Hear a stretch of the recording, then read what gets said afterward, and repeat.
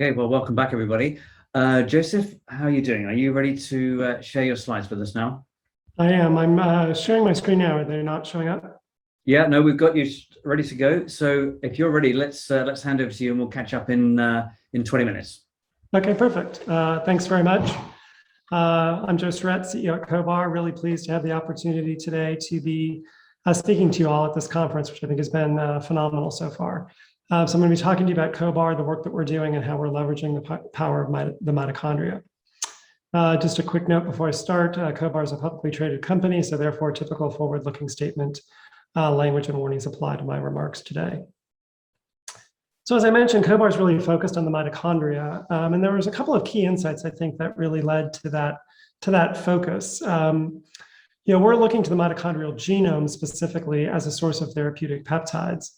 And people have been looking to the nuclear genome for quite some time as a source of therapeutics, but mitochondria, I think, have been largely ignored in this effort. And I think that's for a couple of reasons. One, people tend to think of the mitochondria in terms of ATP and energy production, and it certainly does do that. But it turns out that there's a much broader role that the mitochondria is playing in regulating various biological pathways. Additionally, I think there was an inherent assumption that the peptides encoded within the mitochondrial genome would be acting locally within the mitochondria. And again, many of them do. But it turns out that many of them are also secreted into the systemic circulation and therefore are having impacts on tissues and organs quite distal from where they are produced. And so it was that sort of combination of this very broad role that mitochondria plays in normal biology and the fact that these peptides could act systemically that really led to the formation of the company and is the focus of our efforts moving forward. We and others have demonstrated that many of these peptides do have very broad effects and impact a variety of different disease states, including as well, though, impacting longevity. And so we believe that the approach that we're taking has a couple of advantages in terms of safety. One being that these peptides are derivatives of naturally occurring peptides and therefore have fewer off-target effects, translating to improved tolerability and safety, both decreasing development risk and providing potential clinical and commercial advantages.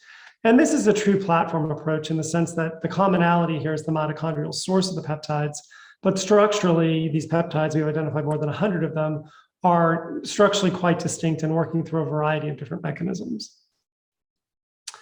So again, we think this is a very powerful approach and platform, really leveraging this really powerful engine of the mitochondria. When people first hear the story, they sometimes think we're focused on relatively niche mitochondrial disorders per se. That's not what we're doing. We're really going after very broad conditions that impact a lot of different people. And so we're really focused primarily on diseases that occur with age, focusing on diseases, chronic diseases typically diseases with a heavy fibrotic and or inflammatory component to them. Our lead program, which I'll tell you more about, is designated CB4211. We recently completed our first human trial with that study that's under development for NASH and obesity. But we have a very robust pipeline following that, with our second clinical candidate being nominated for initially idiopathic pulmonary fibrosis. We expect to be in the clinic with that program next year, and with additional resource plan to nominate a third clinical candidate next year as well. We have a large and growing patent estate as kind of a first mover in this space, and recently announced issuance of a US patent for our 4211 NASH program that covers the composition of matter and methods of use of that program. And we have an outstanding team with deep and relevant expertise. Here's our pipeline. I'm not going to go into this in detail in the interest of time. I'm going to talk to you a little bit about the first two programs there, but I think just suffice it to say that there's a variety of different indications. I think the breadth of different indications here is, again, a testament to the power of the mitochondria that I referenced earlier. And this is really just the tip of the iceberg. With additional time and resource, we think we could grow this substantially further. Here's our team. Again, a great group of folks. I joined the company relatively recently in May of this year. I'm both a physician and an attorney by training, so I have experience both in a clinical setting, practiced in an HIV and AIDS clinic at UCSF, before transitioning, went to law school and have worked a lot with small companies like Cohbar, helping them do licensing transactions, and then have been in a variety of different roles at several different life sciences companies. And our chief science officer, Ken Cundy, has been with the company now for 6-7 years. spent his whole career in drug development, got his start really at Gilead, where he was one of the key inventors on a couple of their very important antiviral drugs that really put Gilead on the map. So we're very fortunate to have him as part of the team. So to dig into a little bit of data and explanation about what we're really doing. So CB4211 is our lead program. It's, again, an analog of a natural mitochondrial peptide called MOTC, which is heavily involved in regulating normal metabolism. It was initially discovered by one of our founders and his colleagues. And we have modified MOTC in a way to improve the characteristics of that peptide, things like improved stability, efficacy, potency, et cetera. And in a variety of preclinical models of both NASH and obesity have demonstrated significant efficacy with CB4211. Lots of companies are looking at solutions for NASH. We are unique in the sense that we have a unique mechanism of action, which is essentially to enhance the effect of insulin, particularly on fat cells. And we've shown in preclinical work that we've got really good synergies with common diabetes medications like GLP-1 agonists, which provide some intriguing opportunities for potential combination therapy in this patient population, particularly since diabetes is a very common comorbidity with NASH, with close to 50% of NASH subjects also having diabetes. So this is the study design for our phase 1b trial. We announced the data from this in August of this year.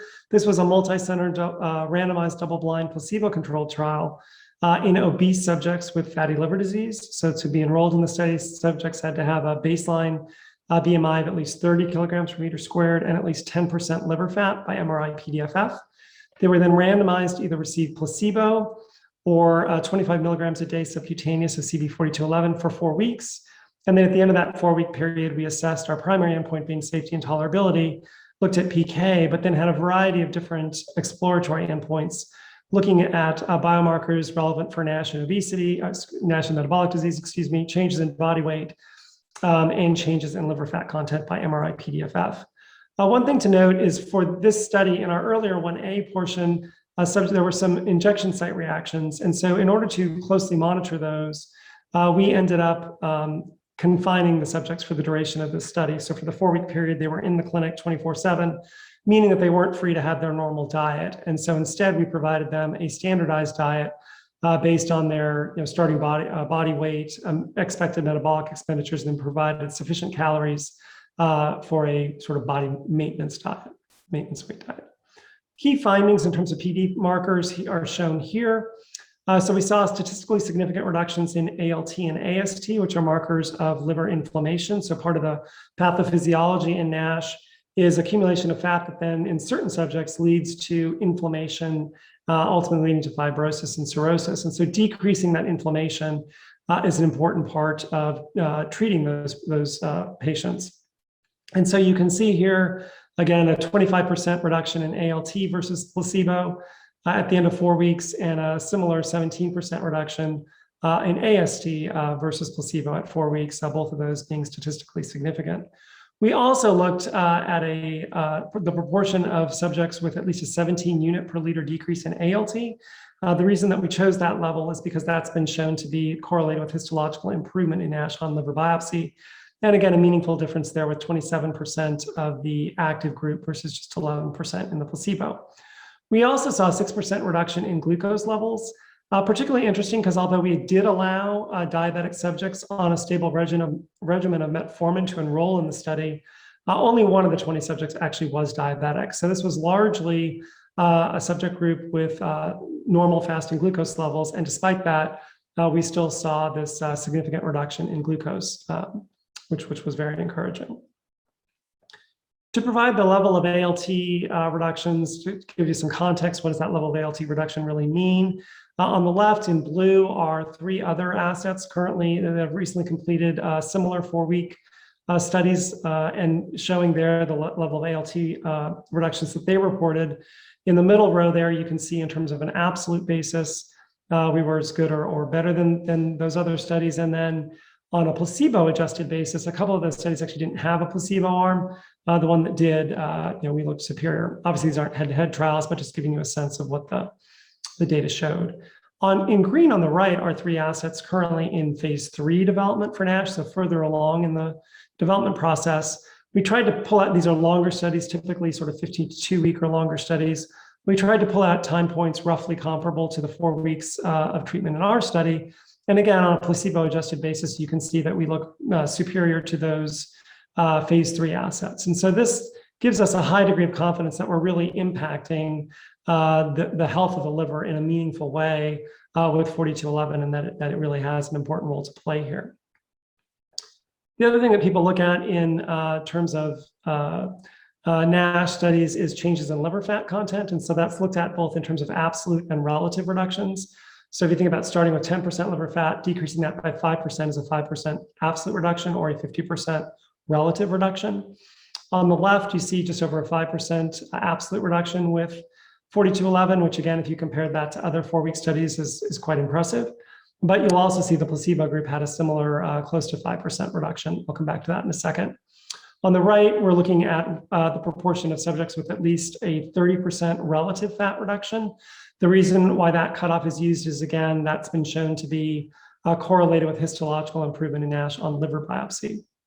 And 36% of the active group had that level of reduction versus 33% in the placebo. So the reason why we think we're seeing such a large placebo effect in this study gets back to what I mentioned earlier, is because of some earlier injection site reactions, which actually did not occur in the 1B portion. We had the subjects confined, so they were not on their normal diet. And so we think that these liver fat changes are really being driven by the changes in diet that these subjects were exposed to, that we think is sort of masking or overwhelming the impact of the drug. We did see significant reductions in liver fat in our preclinical work, and in the subsequent study where subjects would not be confined, we would expect to see separation from the placebo group. But again, important to keep in mind that only the active group, despite the level of fat reduction in both groups, only the active group showed reductions in ALT, AST, and glucose that I mentioned earlier. So clearly, 4211 is having important effects independent or additive to any effects on liver fat content. So in terms of next steps, we recently announced that we were accepted for a late breaker poster presentation at AASLD next month. We will be presenting additional data on the study.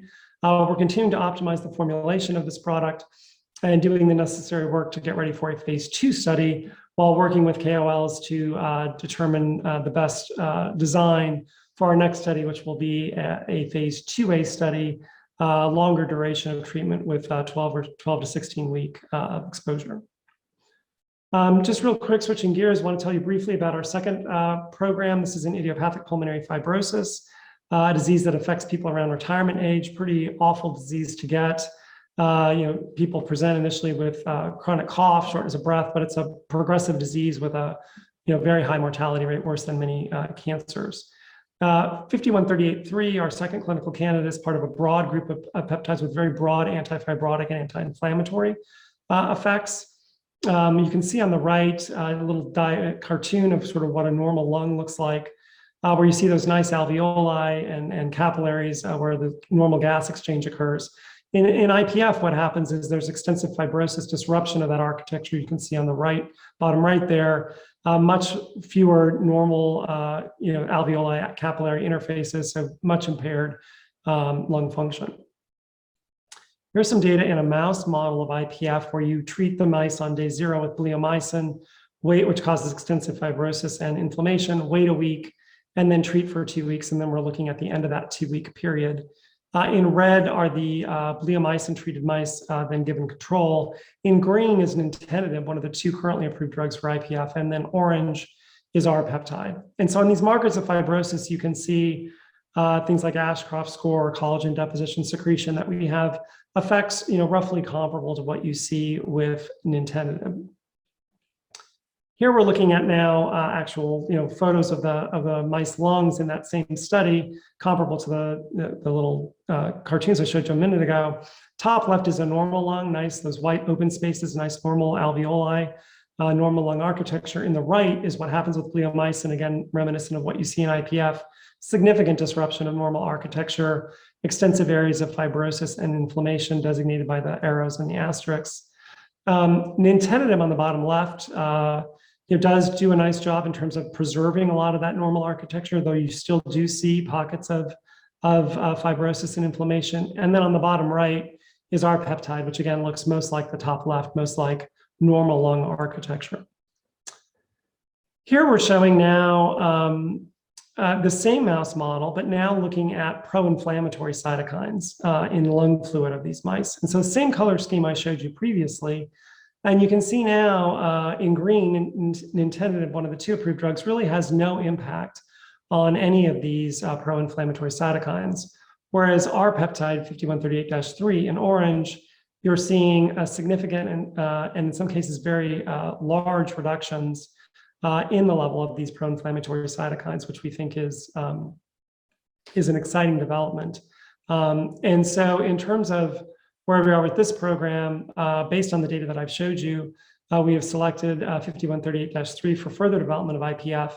It has broad antifibrotic effects comparable to one of the two approved drugs for IPF today, but has superior anti-inflammatory properties. The other issue with both of the approved drugs is they're relatively poorly tolerated with significant GI toxicities, and in one case, skin photosensitivity issues. We expect to have an improved safety profile with our peptides as well. So we've initiated the IND enabling process and expect to be in the clinic for that program next year. In parallel with that, we are looking at a variety of other chronic conditions associated with aging, chronic fibrotic and inflammatory conditions. And we think either this peptide or a related peptide in the family could be used in several other indications. So we're hopeful this will be the first of many potential indications that we can develop. In terms of upcoming catalysts, I've mentioned where we are in the 4211 program. We had the positive data, the great IP news earlier this year, and then we'll be presenting the data at AASLD later next month. We're looking to accelerate our partnership discussions, sharing this data with potential pharma collaborators while working to optimize the formulation and making the plans and preparations for the next study there. For 5138, as I mentioned, we're in the IND enabling process, expect to be in the clinic there next year. And then with additional funding, we plan to select our third clinical candidate at some point next year, which will then move into the IND enabling process as well. So again, I know I've been speaking fast, throwing a lot of data at you, but just wanted to share with you at a high level the approach that we're taking, leveraging the power of the mitochondria, making great progress with our NASH asset, and expect to be in the clinic with one more program next year. And so we think that the future is very bright, and really excited about the opportunity to really make a difference for these patients with these assets that I've described today. And with that, I don't know how much time we have left, but see if there's any questions. Great, Joseph, thank you. That was excellent. And obviously a lot of great work going on there. I have a question for you in relation to being the CEO of a public company and dealing with all the vagaries of being on the public markets. You're moving into phase 2. You mentioned obviously about out-licensing. What is the model and what is the sort of message that you're going to be delivering to investors to give you the firepower to not only take your CB4211 to the next stage, but also the other parts of the pipeline? Sure. No, it's a great question. So, I think that our messaging is one, what I've shared with you today, which is I think we have a very powerful platform here that really can address a variety of different chronic conditions. And I think we've now demonstrated that with 4211 being our first human trial, which I think was an important validation point for the overall approach, not just for that program. We are looking certainly to partner the 4211 program, primarily because NASH is a space where the trials are quite lengthy, very large clinical trials. So the resources that are required to do that, I think, it would be best done in collaboration with a partner that had access to additional resources to help with that program. So the plan would be for that program ideally to be partnered while we then continue to use our resources to develop the rest of the pipeline, focusing on areas where maybe the clinical trial process is a little less complex and expensive, that Cohbar could start to bring some of those assets forward on its own. Okay, understood. Well, we're bang on time, Joseph. So thanks very much for your presentation today, and obviously best of luck to you and your team with the next phases of all of the elements of your clinical pipeline. Very, very good presentation. Thank you. Appreciate it. Thank you very much for the opportunity.